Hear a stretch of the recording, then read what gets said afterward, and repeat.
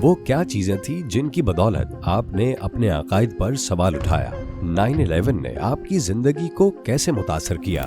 कबूल इस्लाम के हवाले से आपके खानदान और दोस्तों का रद्द अमल क्या था? मैं एक मुबल्लिग था। मैं बाइबल बेल्ट नामी जगह पर पला बड़ा, जहाँ मैकडोनल्ड से ज्यादा गिरजाघर हैं। और उसने मेरी तरफ देखा और अपनी उंगली मेरे चेहरे पर रखकर कहा, भाई तुम तो मुसलमान हो। मैंने उसकी उंगली पकड़कर हटाई और कहा कि नहीं, मैं मुसलमान नहीं हूँ।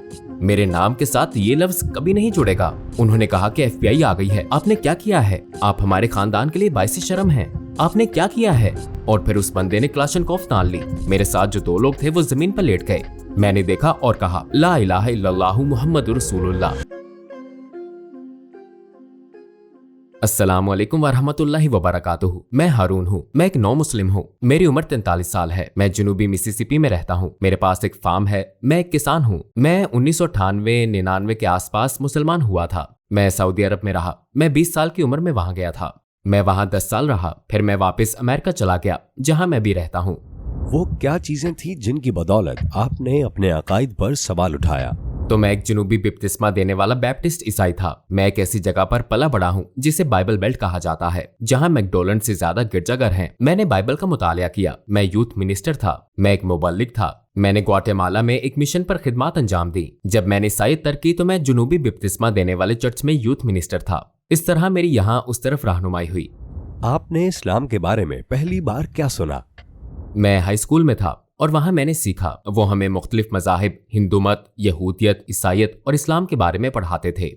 जी बिल्कुल, ये एक जानबदाराना पढ़ाई थी, क्योंकि जो लोग ये सब पढ़ाते थे वो सब मेरी तरह जनूबी बैप्टिस्ट थे। वो पूरा सच बताने वाले नहीं थे, लेकिन अल्लाह का शुक्र है कि जो इम्तिहान हमने दिया उसने इस्लाम के 5 सतूनों से रोशनास करवाया। इससे हमें पता चला कि मोहम्मद सल्लल्लाहु अलैहि वसल्लम एक नबी थे। बिलाशुबा जब ये मुझे पढ़ाया गया था तो ये मेरे लिए ऐसा था कि ये वही है जो वो मानते हैं। और ये भी बताया गया था जब हजरत इब्राहिम अलैहिस्सलाम ने हजरत इस्माइल अलैहिस्सलाम को सहरा में छोड़ दिया था। हजरत इसहाक अलैहिस्सलाम वही थे जिन्होंने नबूवत को आगे बढ़ाना था। इस तरह इसकी वजाहत की जाती थी, लेकिन उन्होंने इस्लाम की अच्छी तस्वीर पेश की।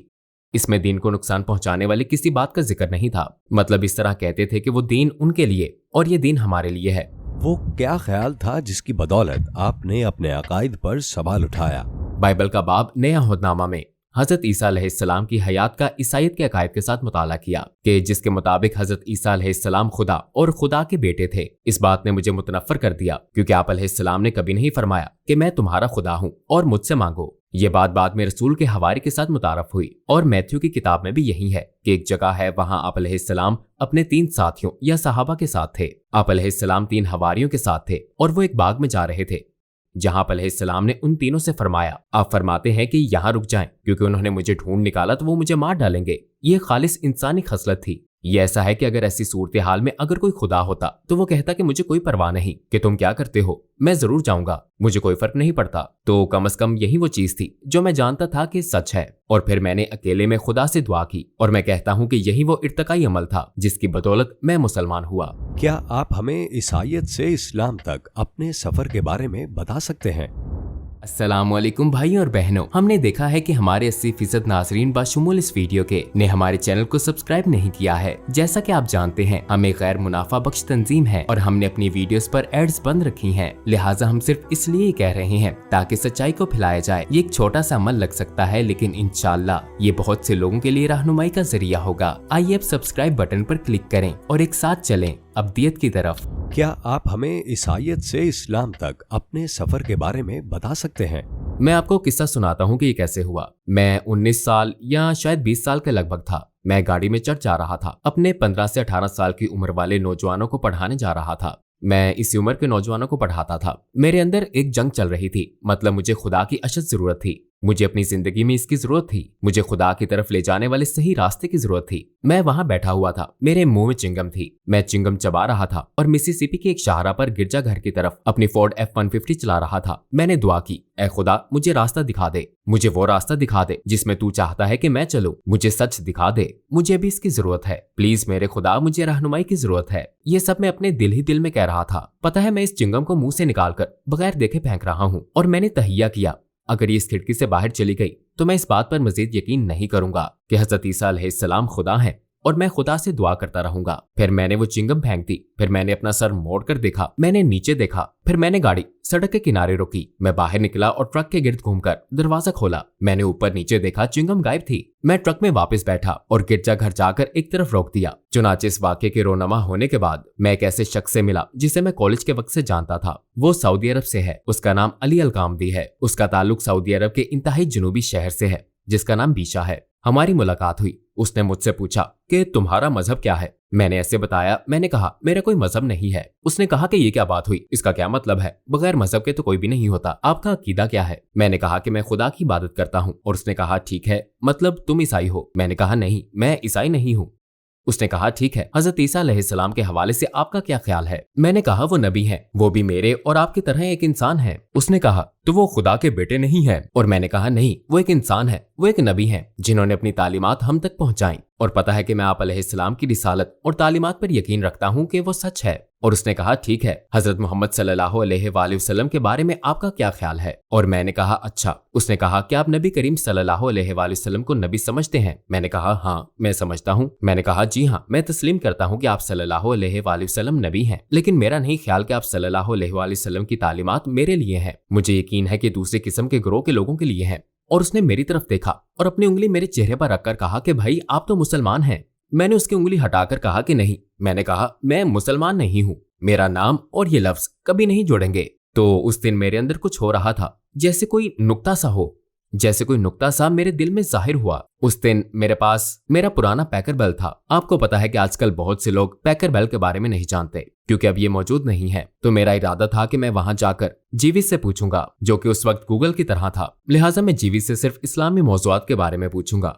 एक दिन जब मैं काम से घर आया था, मतलब मामूल के मुताबिक कि मैंने अपने काम से घर आकर जूते और सब कुछ उतारा और पुरसुकून हो गया और मैं कंप्यूटर के सामने बैठ गया।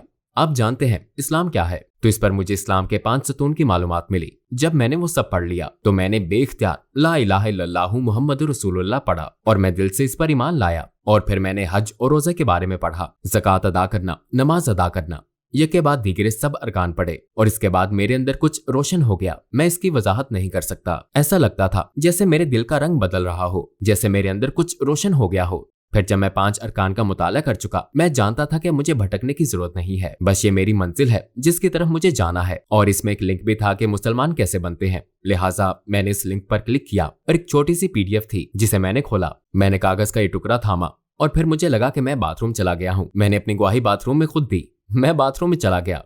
ला इलाहा इल्लल्लाहु मुहम्मदुर रसूलुल्लाह। मैंने गुस्ल किया और फिर उसी वक्त से नमाज पढ़ने लगा। और आपके खानदान का क्या रद्द अमल था? एक दिन मैं नमाज पढ़ रहा था और मैं दरवाजा बंद करना भूल गया। दरवाजा खुलता है और अली अंदर आ जाता है। वो कहता है अरे ये आप क्या कर रहे हैं? और मैं नमाज में खड़ा हूँ। वो चला जाता है और फिर मैं नमाज खत्म करता हूँ और मैं खामोशी से और मैं पंजों के बल चलते हुए वहां लिविंग रूम में जाता हूँ। वो सोफे पर बैठा हुआ है। कहता है क्या आप मेरा मजाक उड़ा रहे हैं? कहता है कि आप मेरे मजहब का मजाक उड़ा रहे हैं। और मैं उसके पास गया और मैं वहीं बैठ गया और मैंने कहा अली मुझे आपको कुछ बताना है। फिर मैंने बताया कि मैं मुसलमान हो गया हूँ। मैंने अपनी शहादत पढ़ी और सुभान अल्लाह, उस बंदे को ऐसा लगता है कि जैसे उस दिन उसने अपनी शहादत पढ़ी हो। हम बेहतरीन रास्तों पर नहीं थे, आप जानते हैं, और उन दिनों हमने वो काम किए जो हमें नहीं करना चाहिए थे। और उस दिन जब तमाम सऊदी शबाब का ये गिरोह वहां मौजूद था तो ऐसा लगता था कि वो सब मुसलमान हो गए हैं। वो अच्छा बनना चाहते थे क्योंकि उन्होंने मुझे देखा और वो अच्छी मिसाल कायम करना चाहते थे। उस वक्त अली ने कहा ठीक है, हमें मस्जिद जाना चाहिए, क्या आप मस्जिद गए हैं? मैंने कहा नहीं, मुझे नहीं मालूम, मैं मस्जिद के बारे में कुछ नहीं जानता। उसने कहा कि हमें मस्जिद जाना चाहिए। लिहाजा उस जुम्मे को वापसी पर सबने मुझे गले लगाया और बोसा लिया और उठाया और आप जानते हैं सबको दिखाया और यहाँ वहां लोगों से मिलवाया और कई दिन तक खाने पर मदु करते रहे। मैंने शायद इसके बाद 2 माह तक पैसे खर्च नहीं किए क्योंकि वो सब चाहते थे कि मैं उनके घर खाना खाऊं। और ये सबसे खूबसूरत याद थी जब मैं पहली बार पेंसाकोला मस्जिद में गया था। बस ये बहुत अच्छा वक्त था।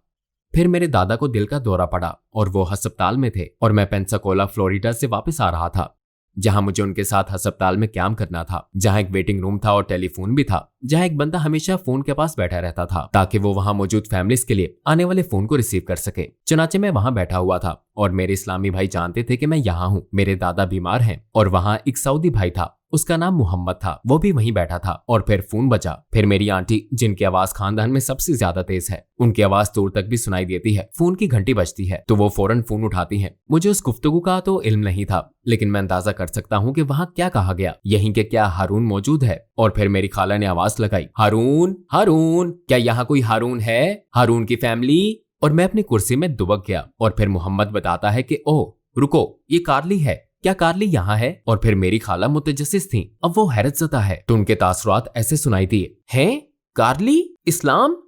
क्या इस्लाम? हाँ? वो ऐसा करके फोन मुझे थमा देती है। मैं सरगोशी में कहता हूँ, हेलो, वालेकुम सलाम, ठीक है, मुझे जाना है, बाय। लिहाजा उस वक्त मेरे पूरे खानदान को एक ही वक्त में पता चल गया। वो सब जानते थे। और जहां तक उनके रद्द-ए-अमल का सवाल है तो वो कुछ यूं था। हाँ, मतलब सादा सी बात है। मुसलमान बनने के बाद आप में कौन सी बड़ी तब्दीली आई? तो साले अल कामदी ने मुझे कहा कि अच्छा तो अब आप मुसलमान हैं। फिर वो कहता है कि मेरी कंपनी है, आप सऊदी अरब आ जाएं और वहां काम शुरू करें। मैं यहाँ से फौरन सऊदी अरब चला गया। जब मैं वहां पहुंचा तो साले मुझे सऊदी अरब के शहर जुबैल ले गए, जहाँ एक मरकजी जलियात दावा सेंटर भी है। उन्होंने मुझे इस्लामी तालीम दी और मैंने वहां के बेहतरीन लोगों से सीखा। आप जानते हैं, मैं सिर्फ पीछे बैठता और देखता और सिर्फ अपनी कहानी सुनाता। मतलब हम 2000 लोगों के सामने बैठकर बातें करते थे, जहां हम उनको बताते थे कि हमने इस्लाम कैसे कबूल किया। वो सब बहुत मोहब्बत और अपनायत से हमारी बात सुनते। तो इस तरह मैं सऊदिया गया। क्या आप कोई ऐसा नाकाबिले फरामोश किस्सा बयान कर सकते हैं जो दावा सेंटर में पेश आया? नमाज का वक्त था और मैं दावा सेंटर आ रहा था। वहां मस्जिद के सामने ही एक बाथरूम था, जिसके बाद एक खुली जगह थी जहां से आप मस्जिद के अंदर जाते हैं और फिर ऊपर सीढ़ियों में दावा सेंटर है। तो मैं चलता हुआ ऊपर गया तो वहां 3 लोग खड़े थे। मेरे ख्याल से वो इंडियन थे। वो हिंदू थे क्योंकि उन्होंने सोने की अंगूठियां और हार पहन रखे थे। तो मैं ऊपर गया और मैंने उनसे दरियाफ्त किया कि उनको किसी मदद की जरूरत है। उन्होंने वहां इशारा करके कहा कि ये जगह सिर्फ मुसलमानों के लिए है। तो मैंने कहा नहीं, ये सबके लिए है, कोई भी अंदर जा सकता है। ये एक दावा सेंटर है, यहाँ बुनियादी तौर पर इस्लाम का प्रचार किया जाता है। और उसने कहा कि नहीं, यहाँ लिखा है कि ये सिर्फ मुसलमानों के लिए है। तो मैंने बाथरूम की तरफ देखा जहाँ दर्ज था कि सिर्फ मुसलमानों के लिए। तो मैंने कहा कि ये सिर्फ बाथरूम के लिए लिखा है और मुझे भी नहीं पता कि ये अल्फाज यहाँ क्यों हैं। उनको यहाँ नहीं होना चाहिए था। मैंने कहा कि आप लोग अंदर आएं और जगह देख लें। तो उन्होंने कहा नहीं, हम तो नहीं जाएंगे क्योंकि ये सिर्फ मुसलमानों के लिए है। वहां एक पानी की बाल्टी पड़ी थी जो एसी से लीकशुदा पानी को जमा करने के लिए थी ताकि वो ठंडक पैदा कर सके। मैंने वो बाल्टी उठाई और पानी फूलों में डाल दिया। फिर मैं वो बाल्टी उल्टी करके इस पर खड़ा हुआ और वो साइन बोर्ड उतार दिया। फिर मैंने वो साइन बोर्ड बाल्टी में रखकर उसको वापस उसी जगह पर रख दिया। और वो सोच रहे थे कि अब इस हरकत की वजह से हम सब जेल चले जाएंगे, सब खत्म हो गया। तो फिर मैंने उनको समझाया कि नहीं नहीं, कोई बात नहीं, रुक जाएं, आप भागे मत, वापस आ जाएं, बराए मेहरबानी अंदर आएं। वहां एक सऊदी बंदा भी था जिसने कहा कि तुमने ये क्या कर दिया, क्या हुआ? मैंने कहा थोड़ा सब्र करें, दूर रहें, मैं आपसे बाद में बात करता हूँ। फिर मैं उन तीनों को मस्जिद ले गया। वो बहुत खौफजदा थे, उनकी आंखों की सफेदी फैल गई थी। वो अंदर जाकर भी बहुत खौफजदा थे। मैंने कहा कि हम नमाज पढ़ने जा रहे हैं। मैंने कहा कि आप सब यहाँ बैठें और देखें कि हम क्या करते हैं। फिर मैं आप लोगों के पास वापस आकर बात करूंगा। नमाज के बाद मैं सब लोगों से मिला और सारे इंडियन, पाकिस्तानी और फिलिपाइनी दोस्त सब एक दायरा बनाकर बैठ गए। वहां सब उनके लिए उनकी जबान में किताबें ला रहे थे। हमने उनसे बातचीत की और अपने मजहब की बुनियादी बातों के बारे में बताया। उनमें से 2 ने वहीं इस्लाम कबूल कर लिया और उन्होंने अगली नमाज भी पढ़ी। फिर हम खाना खाने गए। हमने मिलकर खाना खाया, लेकिन तीसरा बंदा हिचकिचा रहा था और मैं महसूस कर सकता था कि वो वहां पर होने वाली हर बात को अच्छी तरह समझ रहा है, लेकिन कुछ था जो उसे रोके हुए था। तो 2 दिन बाद जब मैं उनके लिए लेबर कैंप गया, उस लेबर कैंप में आदमियों का एक ग्रुप रिहाइश पजीर था, जहां वो अपनी रिहाइश, खर्चे, अखराजात, बाथरूम एक दूसरे के साथ शेयर करते थे। मतलब इतनी अच्छी हालत ना थी। फिर मैं वहां उसी बंदे के पास गया। वो बंदा एक कमरे में दूसरे 5-6 बंदों के साथ रह रहा था और वो सब हिंदू थे। वो सब मुझे ही देख रहे थे और मैंने इस्लाम और सब चीजों के बारे में बात की। फिर सब उसी बंदे की तरफ मुतवज्जे हो गए, जैसे कह रहे हो कि ये सब क्या है, तुम क्या करने जा रहे हो। तो उस मौके पर मुझे इदराक हुआ कि उसके साथ क्या मसला है। वो शायद अपनी कम्युनिटी के लोगों के रद्द-ए-अमल से घबरा रहा था कि लोग क्या कहेंगे या वो क्या करेंगे। लिहाजा उस रात हम उसे ले आए, उसे खाने पर ले गए और फिर उसी रात उसने कलमा शहादत पढ़ लिया। लेकिन उसने कहा कि मैं किसी को इस बारे में नहीं बता सकता। तो उस वक्त जो मेरे भाई मेरे आसपास थे, उन्होंने उसे तसल्ली दी और कहा कि कोई मसला नहीं, ये राज अपने दिल में रखो जब तक तुम खुद को महफूज तसव्वुर ना करो और खुलम खुला इतराफ कर सको। मैंने उसे बताया कि मेरे साथ भी यही मसला था। मैं नहीं जानता था कि मैं कर सकता हूँ या नहीं, लेकिन मुझे भी कबूल इस्लाम के वक्त यही परेशानी थी। तो मैंने किसी को नहीं बताया क्योंकि मैंने महसूस किया कि पहले मेरा ईमान इतना मजबूत हो जाए कि मैं हर किसी को बता सकूं। मुझे भी इसी खौफ का सामना था जिसे वो बंदा लड़ रहा था। उसको अच्छे मशवरे मिले सीधा रास्ता मिला तो शुरुआत इन 3 बंदों से हुई। इंशाअल्लाह आगे इन तीनों के जरिए भी इस्लाम फैलेगा, क्योंकि हम नहीं जानते कि क्या होने वाला है। इस अमल की मिसाल दरख्त की तरह है और इसी दरख्त की शाखों की तरह ये 3 बंदों से बढ़कर लाखों हो सकते हैं। 9/11 ने आपकी जिंदगी पर क्या असर डाला और बतौर अमेरिकन मुसलमान आपको क्या मुश्किलात पेश आई? वो एक बहुत मुश्किल वक्त था। मैं घर से बाहर काम पर था और मुझे कुछ अंदाजा न था कि क्या होने वाला है। मेरे सेलफोन पर एक कॉल आई। ये मेरे मुसलमान भाइयों में से एक था। उसका नाम रशीदुल खतीब है। उसने मुझे फोन किया और पूछा तुम ठीक हो? मैंने उसे बताया मैं ठीक हूँ, लेकिन पता नहीं क्यों उस वक्त मैं कुछ खौफ महसूस कर रहा था। उसने कहा कि तुम्हें नहीं पता कि क्या हुआ है? मैंने कहा नहीं, मुझे कुछ भी इल्म नहीं है। मैंने कहा मुझे जल्दी बताओ कि क्या हुआ है। उसने कहा कि आपके मुल्क में हमला हुआ है, आपकी फैमिली ठीक है? तो मैंने कहा कि नहीं, मुझे पता ही नहीं कि क्या हुआ है। उसने कहा कि वर्ल्ड टावर और पेंटागन पर हमला हुआ है। फिर उसने पूछा कि तुम कहाँ हो? तो मैंने उसे अपनी लोकेशन बताई। वो फौरन मेरी तरफ निकल पड़ा। तो उस वक्त कुछ समझ नहीं आ रहा था कि कुछ ऐसा होने वाला है जो कि बहुत जालिमाना और ऐसी तबाही लाया। और वो ऐसा वक्त था, पता है, उसने मुझसे पूछा कि तुम ठीक हो, तुम्हारी फैमिली कैसी है? तो ये सब बहुत खौफनाक था। और फिर मैंने सोचा कि इतने सारे लोग, हत्ता के अंदर बच्चे भी थे, वहां अंदर जो लोग काम करते थे उनके लिए डे केयर सेंटर भी थे। फिर वो मुझे अपने घर ले गया और कहा कि तुम कुछ दिनों तक यहीं रहोगे, क्योंकि हमें कुछ अंदाजा ना था कि क्या होने वाला है और कहां से होने वाला है। हम नहीं जानते थे कि आगे क्या होने वाला है। फिर मुझे मेरे भाई का फोन आया। उसने मुझसे पूछा कि तुमने क्या किया है? मैंने कहा कि 1 मिनट रुको, तुम्हारा मतलब क्या है? उसने कहा कि तुम हमारे खानदान के लिए सबसे ज्यादा बाइसे शर्म साबित हुए हो। क्या किया है तुमने? मैंने कहा जिमी 1 सेकंड मेरी बात सुनो, मुझे बताओ कि क्या हुआ है। उसने कहा कि FBI आई थी, वो आए थे और तुम्हारे बारे में सवालात कर रहे थे। मैंने कहा ठीक है, मैं तुम्हें यकीन दिलाता हूँ कि मैंने कुछ गलत नहीं किया। उसने कहा कि तुम अमेरिका से भागकर इस दहशतगर्द ग्रोह के साथ मिल गए। मैंने कहा कि आराम से मेरी बात सुनो, मुझे FBI एजेंट का नंबर दो, मैं उसको कॉल करके ये गलतफहमी दूर करने जा रहा हूँ। तो हुआ क्या कि FBI एजेंट मेरे दादा के पास गया, जिनका मैं पहले जिक्र कर चुका हूँ। जब उन एजेंट्स ने दरवाजा बजाया और उस ज़ईफ आदमी के सामने अपने बैज लहराते हुए अंदर दाखिल हुए, जो कि पहले ही ना होने के बराबर था, तो दादा को अस्पताल जाना पड़ा क्योंकि वो फर्श पर गिर पड़े थे। तो वो उन्हें अस्पताल लेकर भागे। तो मुझे इस एजेंट का नंबर मिला। मैंने उसे कॉल मिलाई। उस लम्हे में बहुत गुस्से में था। मेरी उससे फोन पर बात हुई। मैंने कहा जी हाँ, मैं कार्ली हूँ, मैंने सुना है कि आपको मेरी तलाश है। उसने कहा ओ हाँ मिस्टर कार्ली, आप कहाँ हैं? हमने तुम्हें हर जगह तलाश किया। तो मैंने उससे कहा कि अच्छा, आप FBI के एजेंट हैं। अगर आप में जरा सी भी अकल होती तो आप पहले कॉन्सुलेट में राब्ता करते, जहां से मेरी रजिस्ट्री हुई। मैं आजकल सऊदी अरब में हूं। मैं किसी से छुप नहीं रहा।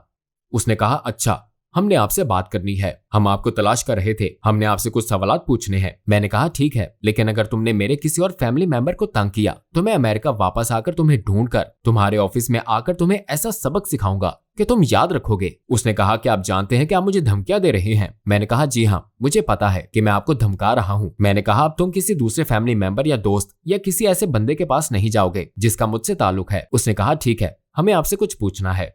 फिर वो मुझसे मेरे बारे और मेरे इर्द गिर्द लोगों के बारे में सवालात करने लगा। मैंने उससे कहा कि देखें, कहानी को मुख्तसर करते हैं, अगर मेरा कोई भाई इसमें मुलव्विस है, इस किस्म के किसी वाक़े में जो रोनमा हुआ उसका कोई हिस्सा है। मैंने कहा तो मैं भी इसमें मुलव्वस हूँ। उसने कहा रुको, आपने क्या कहा? आपको मालूम है कि आप क्या कह रहे हैं? मैंने कहा जी, मुझे अच्छी तरह मालूम है। मैंने कहा हम तालिबे इल्म थे, हम मजदूर थे, हमारे पास बमुश्किल ही इतनी रकम होती थी कि हम इससे अपनी पसंद का खाना ले सकें या बाहर जा सकें या कुछ कर सकें। मैंने कहा कि ऐसा मुमकिन ही नहीं कि हम या हम में से कोई भी इस तरह के किसी काम में हिस्सा ले जो कुछ भी हुआ।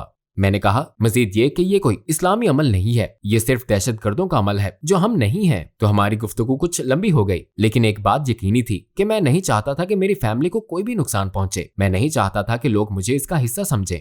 11 सितंबर का हादसा एक इस्लामी अमल नहीं था। हमारे मजहब में ये अच्छी तरह वाजे कर दिया गया है कि अगर आप किसी मासूम की जान लेते हैं, अगर आप खुद की जान लेते हैं, तो आप दीन से खारिज हो जाते हैं।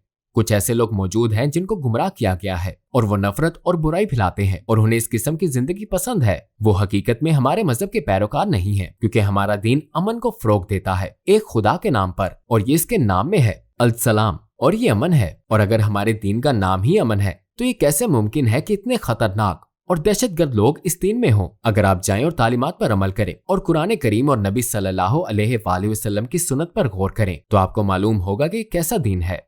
आप इस दीन को किसी एक शख्स के कहने या किसी एक वेबसाइट के कहने या किसी एक मुबल्लिग की शाया होने वाली किताब से नहीं जान सकते। आपको चाहिए कि आप खुद जाएं और इसे दरियाफ्त करें, आपको हकीकत मालूम हो जाएगी। लेकिन इस सच को दिल में उतारने का वाहिद तरीका यह है कि कि आप अल्लाह ताला से दुआ करें कि वो इसे आपके दिल में उतार दे। आपको जाना है और अल्लाह ताला के आगे सर झुका देना है और अपने आप को उसके हवाले कर देना है। अगर आपको खुदा पर यकीन है तो अपने आप को इसके हवाले कर दें ताकि वो आपको सीधा रास्ता दिखाए। इन तमाम मुश्किलात से गुजरने के बाद आपने क्या किया? क्या आप अमेरिका वापस आ गए?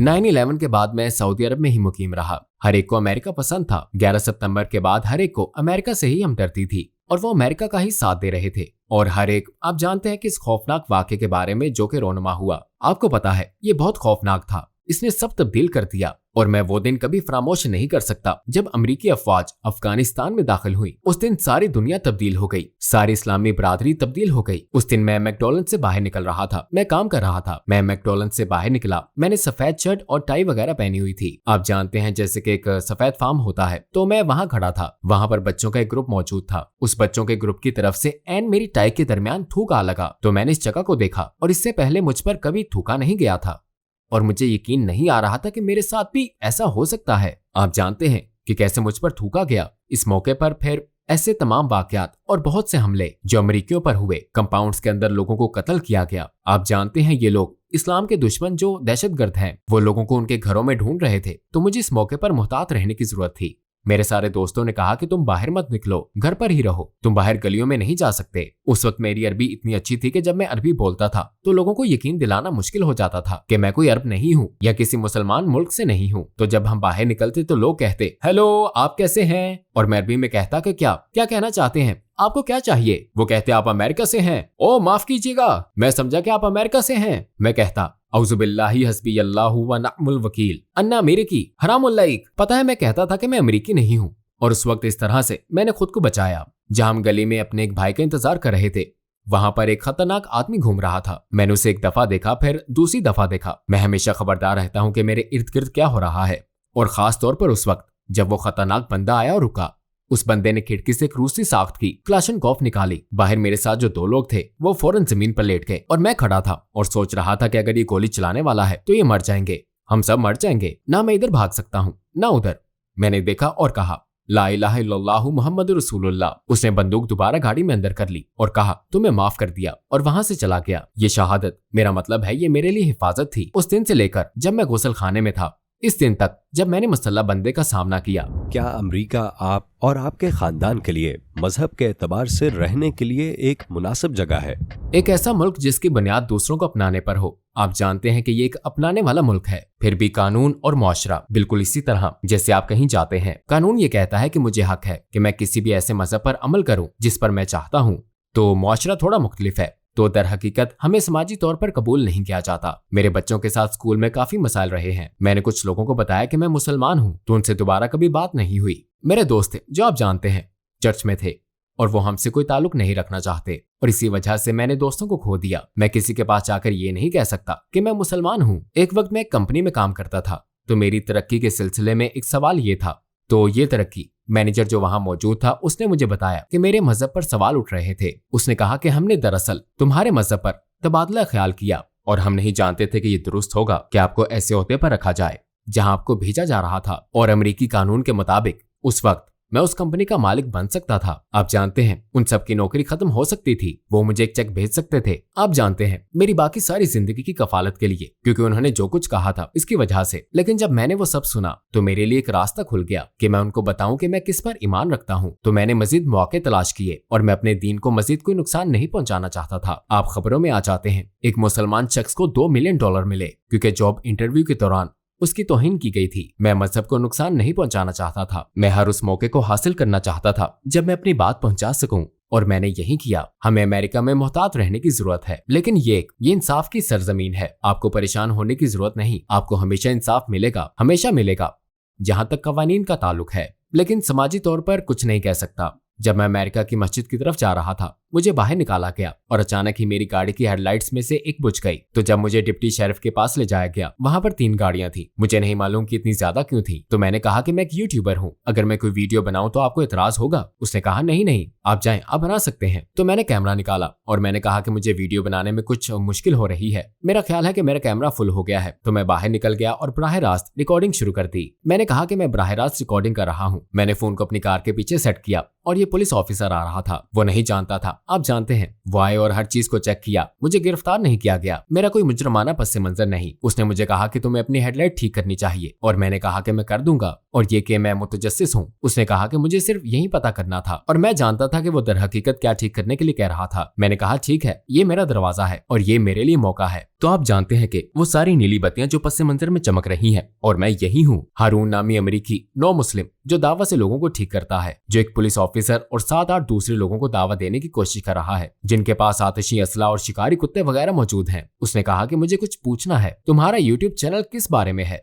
फिर मैंने उसे वही बताया। आप जानते हैं, मैं उन्हें एक पैगाम पहुंचा सकता था। तो आपने दावत दी? बिल्कुल, मेरा ख्याल है कि ये 40 सेकंड या इससे भी कम का वक्फा था। मुझे यकीन है कि ऐसा ही था। मैंने फौरन ही कहा कि आप इस्लाम के बारे में जानते हैं, आप जानते हैं कि हमारा अकीदा क्या है? उसने कहा नहीं। तो मैंने कहा आप बुरा तो नहीं मानेंगे अगर मैं आपको बताऊं? मुझे मौका मिला तो मैंने उसका वाकई फौरी मुशाहिदा किया और उससे हाथ मिलाया, जो पुलिस ऑफिसर किसी के साथ हाथ नहीं मिलाता क्योंकि उन्हें खतरे में डाल देता है। जब मैंने अपना हाथ बढ़ाया, जो कि मामूली बात नहीं, तो मैं समझा कि वो खड़ा रहेगा और मुझसे हाथ नहीं मिलाएगा, लेकिन इस वीडियो में उसने वाकई मेरा सलाम कबूल किया, उसने मेरा हेलो कबूल किया और बाकी लोग भी। मैंने कहा हजरात, मैंने आपको अपने यूट्यूब चैनल के बारे में बताया था। तो वो सब पुलिस ऑफिसर्स गए। मुझे यकीन है कि वो एक वीडियो उन सब ने देखी। जब उन्होंने इसे देखा, जैसा कि यूट्यूब का एल्गोरिदम काम करता है, उनके आसपास के लोग जो कि उनके दोस्त होंगे और उन्हें जानते होंगे, उनके पास भी वो वीडियो गई होगी। अगर कोई इस्लाम के बारे में जानना चाहे तो उसको इस मजहब के बारे में कैसे तहकीक करनी चाहिए? तो अगर आप इस्लाम में दिलचस्पी रखते हैं तो पहला काम जो आप करेंगे, आप ऑनलाइन देखेंगे। लेकिन हर एक अच्छी वेबसाइट जो सही है, उसके मुकाबले में हजारों ऐसी वेबसाइट्स हैं जो गुमराह करने के लिए बनाई गई हैं। हत्ता कि हमारे अपने अकायद, हमारे अपने दीन के अंदर कुछ ऐसे लोग हैं जो कुरान करीम और हमारे पैगंबर सल्लल्लाहु अलैहि वसल्लम की तालीमात के खिलाफ अकायद रखते हैं। तो मैं कह सकता हूं कि इंटरनेट पर जाना और ऐसे शख्स को ढूंढना जो आपकी मदद कर सके और आप उससे सवालात पूछ सकें जिस पर आपको भरोसा हो। एक तो मस्जिद है, मसाजिद हर जगह मौजूद हैं। आप सिर्फ अपनी करीबी मस्जिद गूगल करें, आपको मिल जाएगी। आपको मस्जिद मिल सकती है और आपको अच्छा भाई मिल सकता है जो आपकी मदद कर सके। नबी करीम सल्लल्लाहु अलैहि वसल्लम की कौन सी खूबी से आप सबसे ज्यादा मुतासिर हैं? आप सल्लल्लाहु अलैहि वसल्लम की इंसानियत। आप जानते हैं, नबी करीम सल्लल्लाहु अलैहि वसल्लम के अखलाक एक नमूना है, एक ऐसी मिसाल जिसकी हम सब ख्वाहिश रखते हैं। आप सल्लल्लाहु अलैहि वसल्लम हर एक के लिए बहुत मेहरबान और शफीक थे। मेरी नजर में आप सल्लल्लाहु अलैहि वसल्लम ने मुकम्मल इख्तियार के बावजूद कभी सख्त अल्फाज अदा नहीं फरमाए। अगर आप सल्लल्लाहु अलैहि वसल्लम उन्हें बताते कि वो गलत कर रहे हैं तो इस तरह से जिस तरह वो इसे सुनना चाहते थे, ये बिल्कुल इस तरह नहीं था कि जैसे हम अपने बच्चों के साथ करते हैं। ये इस तरह पहुंचाया जाता था जैसे लोग उसे वसूल करना चाहते थे। और यही तरीका है कि जिससे मैं दावत देना पसंद करता हूँ। जब मैं दावत देता हूँ, जब मैं लोगों को इस्लाम के बारे में बताता हूँ, तो मैं ये सोचता हूँ कि नबी करीम सल्लल्लाहु अलैहि वसल्लम कैसे इस शख्स को कायल करते। ये हमारा ईमान है, ये हमारा ईमान है अमन पर और एक खुदा पर। ये आप सल्लल्लाहु अलैहि वसल्लम के जैसा बनने की कोशिश है जो कि हम सब बनना चाहते हैं। आप आखिर में क्या कहना चाहेंगे? मेरी आखिरी बात यह है कि मुझे इतना नवाजा गया है, मुझे इतनी नेमतों से नवाजा गया है जो मेरे पास है, तो मैं चाहता हूँ कि अब मैं भी कुछ लुटाऊं। इंशाअल्लाह अभी और बाकी सारी जिंदगी के लिए मेरा मकसद ये है कि मैं मसाजिद में रहना चाहता हूँ, दावत मराकज में रहना चाहता हूँ, मैं आपके घरों में रहना चाहता हूँ, आपके मोबाइल से लेकर आपके टीवी तक के जरिए। मैं चाहता हूँ कि मैं इस काबिल बनूं कि मैं सुना जाऊं और मेरा पैगाम जो कि अल्लाह सुब्हानो ताला का पैगाम है, सारी दुनिया में सुना जाए और कबूल किया जाए। ये एक बेहतरीन इंटरव्यू था। आपके आने का शुक्रिया।